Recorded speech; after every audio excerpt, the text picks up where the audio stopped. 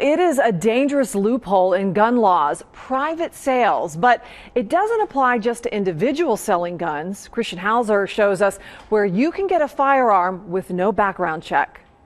Estate sales are a pastime for folks in the Miami Valley. They go to find unique items and great deals, and many are going to check out guns for sale. I think there should be record, just for the fact that, you never know what someone's going to do as soon as they get that. But if you go to an estate sale at someone's home, there's no law requiring unlicensed quote-unquote private sellers to do any checks. The Bureau of Alcohol, Tobacco, Firearms, and Explosives says, quote, any person may sell a firearm to an unlicensed resident of the state where he resides as long as he does not know or have reasonable cause to believe the person is prohibited from receiving or possessing firearms under federal law, end quote. That means if you have the cash, you can have the gun. But many auctioneers do check licenses and maintain some record.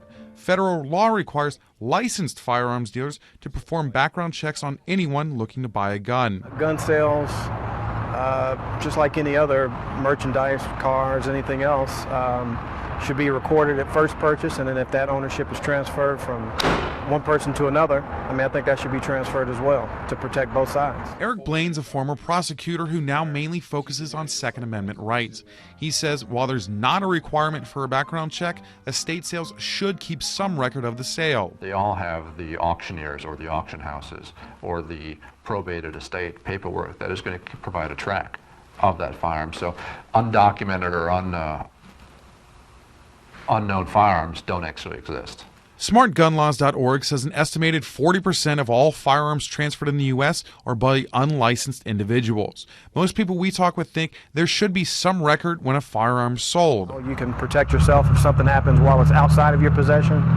But two, I think it just kind of gives a kind of an inventory of what's where. I don't think it infringes on your right to have one, to say that you have to register it. But whether you have to register it or not, everyone agrees criminals are always going to find a way to get a gun. People need to be worried and need to be concerned until we figure out the way to end all criminality. Reporting in Montgomery County, Christian Hauser, Fox45Now.com.